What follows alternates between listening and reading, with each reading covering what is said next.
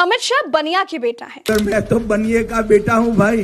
Narendra Modi OBC माँ की कोख से पैदा हुए हैं। क्या हम ओबीसी अति पिछड़ी माँ की कोख से पैदा हुए हैं? अब इसी पर देश के भावी प्रधानमंत्री नितिन गडकरी ने अर्ज किया है कि जो करेगा जात की बात उसको कसके मारूंगा लात। दोस्तों, मैं प्रज्ञा मिश्रा बड़ी ईमानदारी से एक बात कहना चाहती हूँ कि इस देश में सबसे ज्यादा जातिवाद अगर किसी ने फैलाया है तो वह है भारतीय जनता पार्टी। ऊपर से शुरू करिए तो द्रौपदी मुर्मू को राष्ट्रपति बनाकर ये लोग बड़ा ढोल पीटते हैं कि हमने आदिवासी महिला को राष्ट्रपति बनाया है। प्रधानमंत्री खुद को संसद में ओबीसी बताते हैं। पार्टी में ही ओबीसी मोर्चा, एससी मोर्चा, एसटी मोर्चा, अल्पसंख्यक मोर्चा बनाते हैं। टिकट बंटवारे तक में कितने दलित को दिए, कितने पिछड़ों को दिए, कितने अपर कास्ट को दिए, इसका हिसाब किताब लगाते हैं।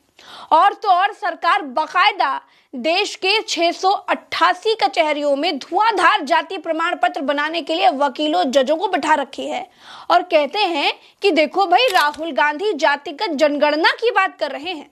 ये जाति के नाम पर मंदिरों में नहीं घुसने देते, ये जाति के नाम पर घोड़ी नहीं चढ़ने देते, ये जाति के नाम पर कुर्सी पर नहीं बैठने देते, ये जाति के नाम पर ब्याह करते हैं, जाति के नाम पर बर्तन इस्तेमाल करते हैं, ये जाति के नाम पर मोहल्ले बना देते हैं, ये जाति के नाम पर सरकारी योजनाएं लेकर के आते हैं। नौकरियों से लेकर शादी तक, शादी से लेकर राष्ट्रपति चुनने तक जब जाति देखी जा रही है तो फिर किस जाति के कितने लोग देश में रह रहे हैं, इसकी गणना से क्या दिक्कत है। एक फिल्म आई थी, आपको याद होगा, अपरिचित। हाँ, मोदी जी ना उसी की तरह है। कहीं खुद को पिछड़ा बताकर रोना रोते हैं, कहीं अपनी जाति का बड़ा ढोल पीटते हैं, कहीं कहते हैं कि जातिवादी कुछ नहीं होती। मोदी का अपना स्टैंड फायदे और नुकसान के मुताबिक हमेशा अदलता बदलता रहता है। वो जहां जाते हैं वहां से उनका बचपन का नाता निकल आता है। उन्होंने जीवन में सच से ज्यादा झूठ बोला है। रुपया इतिहास में सबसे ज्यादा गिर गया है। $1 का मुकाबला 84 रुपए मिलकर के भी नहीं कर पा रहे हैं। मोदी बड़ी बड़ी डींगे हाँकते थे कि रुपया मनमोहन सरकार में कैसे गिर सकता है। भाई, अब मुंह से थूक तक नहीं निकल रहा है। डॉलर और रुपया क्या होता है मोदी को मालूम ही नहीं, ऐसा लग रहा है।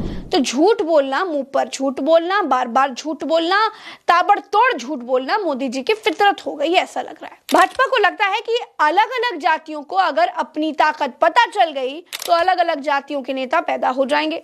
जातियों को उनकी संख्यात्मक ताकत मालूम हो जाएगी तो भाजपा का जो खेल है वो बिगड़ जाएगा। और बटोगे तो कटोगे का नारा वहीं से आया है। अब सोच कर देखिए, राष्ट्रपति भाजपा का, प्रधानमंत्री भाजपा का, मुख्यमंत्री भाजपा का, देश में शासन अगर किसी पार्टी का है तो वो भाजपा का है। और भाजपा ही आपसे कहती है कि बटोगे तो कटोगे। एक सरकार के होते हुए, कानून के होते हुए, संविधान के होते हुए किसकी हिम्मत है जो किसी नागरिक को काट सके। और भाजपा राज में सरकार के होते हुए किसी को अगर काट कोई सकता है तो ऐसी सरकार को तो ना होना ठीक है। भाजपा ना हिंदुओं की है ना मुसलमानों की है। एक छोटा सा उदाहरण देती, एग्जाम्पल। भाजपा के कट्टर वोटर हैं भक्ति खेड़ा गांव में। ये गांव लखनऊ में एयरपोर्ट के ठीक बगल में है। यहाँ अडानी को एयरपोर्ट के लिए जमीन चाहिए थी। भाजपा सरकार बिना मुआवजे के लखनऊ के अडानी एयरपोर्ट के लिए किसानों से जमीनें छीन रही है। किसान धरने पर बैठे हैं, बिना बटे एक साथ धरने पर बैठे हुए हैं, डटे हुए हैं। क्या हो रहा है उनके साथ? उनकी जमीन छीनी जा रही है।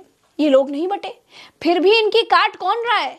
भाजपा। जो डलहौजी नहीं कर पाया वो ये हुक्मरान कर देंगे, कमीशन दो तो पूरा हिंदुस्तान तक नीलाम कर देंगे। नमस्कार। लखनऊ एयरपोर्ट अडानी के पास में है और यहाँ आसपास की जमीन इन किसानों से मुफ्त में छीनी जा रही है। किसानों को ये बताया जा रहा है कि अंग्रेज भारत पाकिस्तान की तरह ये जमीन भी बंटवारे में देकर चले गए थे। अडानी साहब को बड़ा एयरपोर्ट चाहिए, इसीलिए किसानों से उनकी जमीन खाली कराई जा रही है। इससे पहले भी यहाँ पर गोडौरा नाम का गांव विस्थापित हो चुका है। तब समाजवादी पार्टी की सरकार थी, अखिलेश यादव की सरकार थी, तब सबको मुआवजा मिला था। लेकिन अब भाजपा की सरकार है, अडानी इनके यार हैं, दोनों मिलकर इन किसानों को कुचलने को तैयार है। हम इन लोगों के बीच में बैठे हैं, इन लोगों के दिल की बात आप लोगों तक पहुंचाने के लिए आए हैं कि इनका घर बसा बसाया गांव कैसे उजाड़ा जा रहा है, इनके दिलों में किस तरीके से सुइयां चुभाई जा रही हैं, किस तरह से इन लोगों को बर्बाद करने की तैयारियां चल रही हैं, वो आपको बता रहे हैं। अडानी जी द्वारा अवैध कब्जा, इन लोगों के दिल पर क्या बीत रही होगी जो पीढ़ियों से यहाँ पर रह रहे हैं। उनको अपना घर मकान खाली करना पड़ेगा, खेत खाली करना पड़ेगा। इनके दिल पर क्या बीत रही होगी। एक मकान बनाने में भैया पीढ़ियां लग जाती हैं। बिल्कुल बहन, सरकार बिल्कुल सुन नहीं रही, जबरन कब्जा कर रही है। अडानी जी के लिए सरकार आप लोगों की जमीन खाली करवा रही है? नहीं, सरकार कर रही है, अडानी नहीं कर रहा है। अडानी को तो उन्होंने बेच दिया ना, अडानी को तो जमीन चाहिए अपनी। तो अब अडानी जी के लिए सरकार कर रही ना? बिल्कुल, अडानी के लिए काम कर रही है सरकार, तो अडानी के लिए काम कर रही है ना, हमारी जमीन छीन के। महाराष्ट्र में बीजेपी भयंकर फंसी हुई है। ईवीएम ने साथ नहीं दिया तो बीजेपी चुनाव हार चुकी है, समझिए। महाराष्ट्र को इस सरकार से कुछ नहीं मिला। पिछले 4 साल से भाजपा ने महाराष्ट्र को सिर्फ तमाशा दिया है और इस तमाशे का आनंद मोदी और शाह ने लिया है। महाराष्ट्र में भाजपा ने अपनी प्रतिद्वंदी पार्टी से सिर्फ प्रतिशोध लिया, शिवसेना तोड़ी, एनसीपी तोड़ी और दोनों को तोड़कर क्षेत्रीय पार्टियों के खात्मे की तरफ आगे बढ़ रही है। एक क्षत्र राज के लिए अपने साथियों की पीठ में छुरा कैसे घोंपा जाता है, बीजेपी ने पूरी दुनिया को दिखा दिया है। तो मोदी जी कभी पिछड़े बन जाते हैं, कभी अमित शाह बनिया के बेटे बन जाते हैं, कभी दूसरों को जातिवादी बताते हैं, खुद को खुदा दिखाने लगते हैं। कुल मिलाकर कहने का मतलब यह है कि ये रंग बदलने वाले नेताओं से आप लोगों को होशियार रहना है। होशियार रहिए, झूठों से होशियार रहिए। चलते हैं। राम राम, दुआ सलाम, जय हिंद।